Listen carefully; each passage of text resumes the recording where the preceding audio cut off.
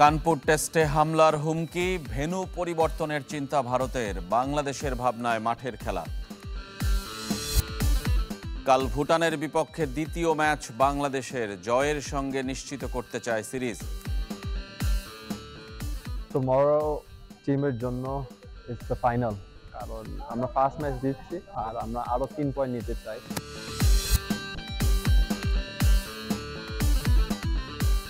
সবাইকে আমন্ত্রণ কুল স্পোর্টস 24-এ। এতক্ষণ শিরোনাম শুনছিলেন, আপনাদের সাথে আছি রেজওয়ানুজ্জামান। বাংলাদেশ ভারত কানপুর টেস্টে হামলার হুমকি দিয়েছে দেশটির কট্টরপন্থী সংগঠন হিন্দু মহাসভা। ভেন্যু পরিবর্তনেরও চিন্তা করছে বিসিসিআই। তবে বাংলাদেশের ভাবনায় মাঠের কৌশল। পাকিস্তান সিরিজের পর টাইগার বোলারদের আরও বেশি সমীহ করবে বলে মনে করেন পরিচালক নাজমুল আবেদিন। হুমকি এসেছিল গেল মাসের মাঝামাঝি সময়ে। শেখ হাসিনা সরকারের পতনের পর বাংলাদেশে হিন্দুদের ওপর অত্যাচারের অভিযোগ আনে ভারতের হিন্দু মহাসভা। পিটিআইকে দেয়া সাক্ষাৎকারে সংগঠনটির পক্ষ থেকে গোয়ালিয়রে বাংলাদেশ ভারত প্রথম টি-20 বাতিলের আহ্বান জানায়। এমনকি উইকেট নষ্ট করে রাখার হুমকিও দেয় তারা। এবার কানপুর টেস্ট বাতিল করতে চায় দেশটির কট্টরপন্থী সংগঠন। তাদের আহ্বানে সাড়া না দিলে ম্যাচ চলাকালীন হামলার ইঙ্গিত দিয়েছে অখিল ভারত হিন্দু মহাসভা। এ নিয়ে উদ্বিগ্ন বিসিসিআই। উত্তরপ্রদেশের মুখ্যমন্ত্রী যোগী আদিত্য নারায়ণের সাথে আলোচনা করতে চায় ভারতীয় ক্রিকেট বোর্ড। প্রয়োজনে কানপুরের পরিবর্তে ইন্দোরে টেস্ট আয়োজনের বিকল্প চিন্তাও করছে বিসিসিআই।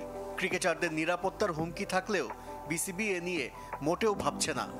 এরকম থাকেই সবসময়, সব দেশের খেলাতে এরকম প্রায় অনন্য থাকে, কিন্তু আমার মনে হয় না সেটা বড় একটা থ্রেট। আমাদের যেভাবে ট্যুর অ্যারেঞ্জমেন্ট করা আছে আমরা সেভাবে। বরং বোর্ডের সব চিন্তা মাঠের খেলা নিয়ে। উইকেট যেমনই হোক বাংলাদেশি বোলাররা ছেড়ে কথা বলবে না। পেস অ্যাটাক অত্যন্ত সমৃদ্ধ, সেটাকে মাথায় রেখে ওরা পেস উইকেট করতে পারতো, বাট সেটা যদি করে আমাদের পেস অ্যাটাকটা আছে, কিন্তু ওরা যদি স্পিনেও যেতে চায় আমাদেরও স্পিনাররা আছে যারা যথেষ্ট কনফিডেন্স বোলিং করছে।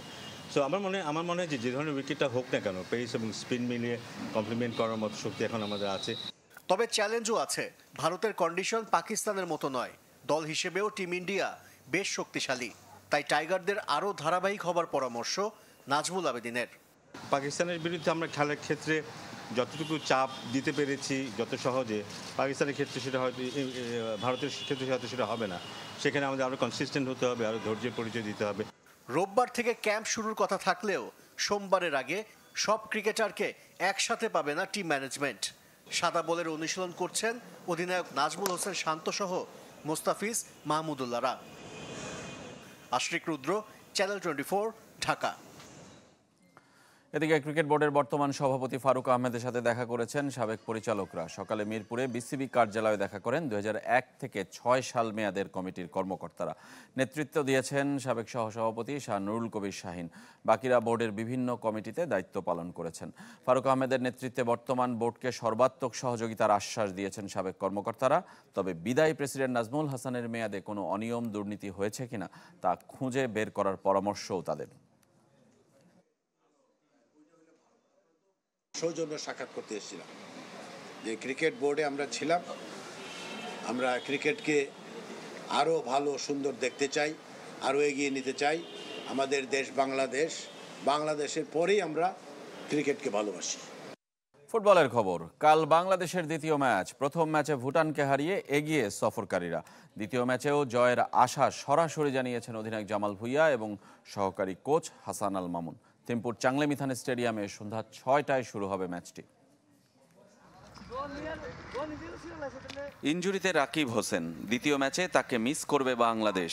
প্রথম ম্যাচ জয়ে কিছুটা স্বস্তি নিয়েই নামবেন তপু বর্মন। 2016 বিপর্যয়ের একমাত্র সাক্ষী এই দলে। থিম্পু জয়ের নায়ক শেখ মোরসালিনের উপর প্রত্যাশা বেড়েছে। 12 ম্যাচে 5 গোল করে স্ট্রাইকার সংকটের সমাধান তিনি। নিয়মিত অধিনায়ক জামাল ভুঁইয়া প্রথম ম্যাচে নেমেছিলেন বদল হয়ে। সিরিজে এগিয়ে থাকায় তরুণদের আরও বেশি সুযোগ দেবেন কি কোচ হাভিয়ের কাবরেরা? এই হলো বাংলাদেশ দলের পরিস্থিতি। একদিকে র্যাঙ্কিংয়ে এগিয়ে যাবার লক্ষ্যটা পূরণের পথে, অন্যদিকে টানা দ্বিতীয় জয়ের আশা।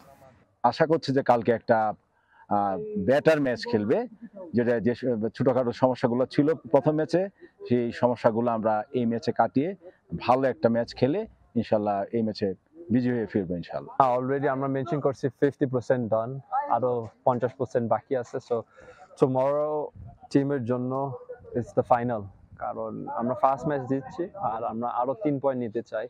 সো লক্ষ্য হচ্ছে 3 পয়েন্ট, আর বাংলাদেশ গেলে আমরা সবাই হ্যাপি থাকবো ইনশাল্লাহ। জিতলেও প্রথম ম্যাচের পারফরমেন্স মন ভরাতে পারেনি ফুটবল প্রিয়দের। সমুদ্রপৃষ্ঠ থেকে থিম্পুর উচ্চতা আর দীর্ঘদিন ম্যাচ না খেলায় ফিটনেস সংকটে সাবধানী ফুটবল খেলেছে দল। কৌশল বদলানো ভুটানকে চিনে দ্বিতীয় ম্যাচে অল আউট খেলতে চায় বাংলাদেশ। ভুটান এবার যে ফরমেশনে খেলেছে, আমরা অতীতে অ্যাকচুয়ালি ভুটান এই ফরমেশনে আমরা কখনো দেখিনি। হয়তো ওরা 4-1, 4-2-3-1 এই স্টাইলে খেলেছে, বাট এবারে তাদের ফরমেশনটা টোটালি 5 ব্যাক নিয়ে খেলেছে অনেক সময়। সো এটা টোটালি ডিফারেন্ট।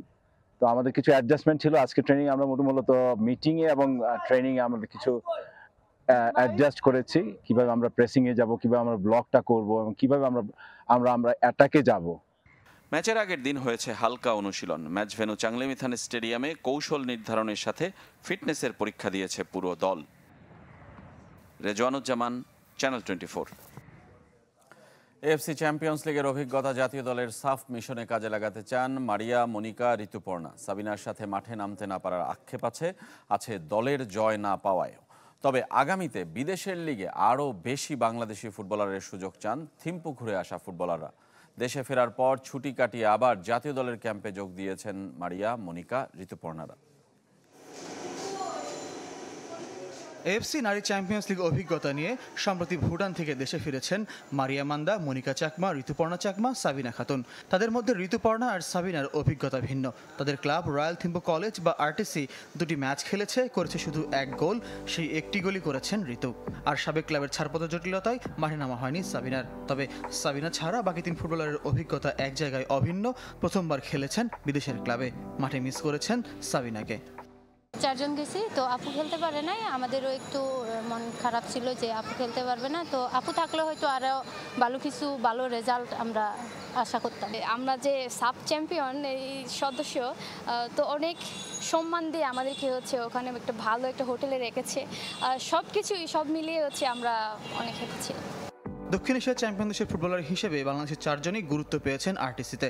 দুটি ম্যাচে 3 জনই খেলেছেন। জটিলতায় না পড়লে সাবিনারও খেলা হতো, তা অনুমেয়। আগামীতে আরও বাংলাদেশি ফুটবলারের সুযোগের অপেক্ষায় ঋতুপর্ণা, মারিয়া, মনিকা।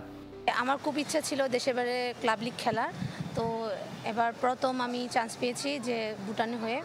তো ভুটানে হয়ে খেলছি, প্রথম অভিজ্ঞতা অর্জন করেছি। অনেক কিছু শেখার কোনো শেষ নেই।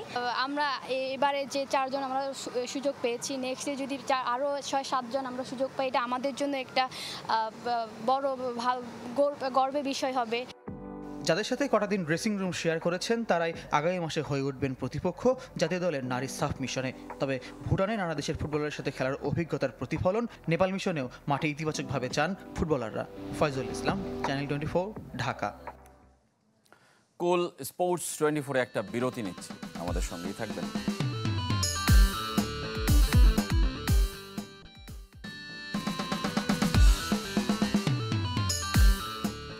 ফিরে এলাম কুল স্পোর্টস 24-এ। ইউএস ওপেনের খবর, নারী এককের শিরোপার লড়াইয়ে আজ মুখোমুখি হবেন আরিনা সাবালেঙ্কা এবং জেসিকা পেগুলা। ফ্ল্যাশিং মিডোজে ম্যাচ শুরু রাত 2টায়। বছরের শুরুতে অস্ট্রেলিয়ান ওপেনের পর ক্যারিয়ারের দ্বিতীয় গ্র্যান্ড স্ল্যামের খোঁজে আরিনা সাবালেঙ্কা। গেল বছর ফ্ল্যাশিং মিডোজে ফাইনাল খেলেও জেতা হয়নি শিরোপা। টানা 11 ম্যাচ জয়ে দারুণ ছন্দে বেলারুশ তারকা। এবছর 4 মেজর গ্র্যান্ড স্ল্যামেই খেলেছেন সেমিফাইনাল। সঙ্গে সিনসিনাটি ওপেন জয়ের সুখ স্মৃতি আছে জেসিকা পেগুলার বিপক্ষে। তবে ঘরের মাটিতে অপ্রতিরোধ হতেই পারেন জেসিকা। সুযোগ 10ম আমেরিকান হিসেবে ইউএস ওপেন জয়ের। শেষ 16 ম্যাচে 15 জয় পেগুলার। মুখোমুখি দেখায় 5-2 লিড সাবালেঙ্কার।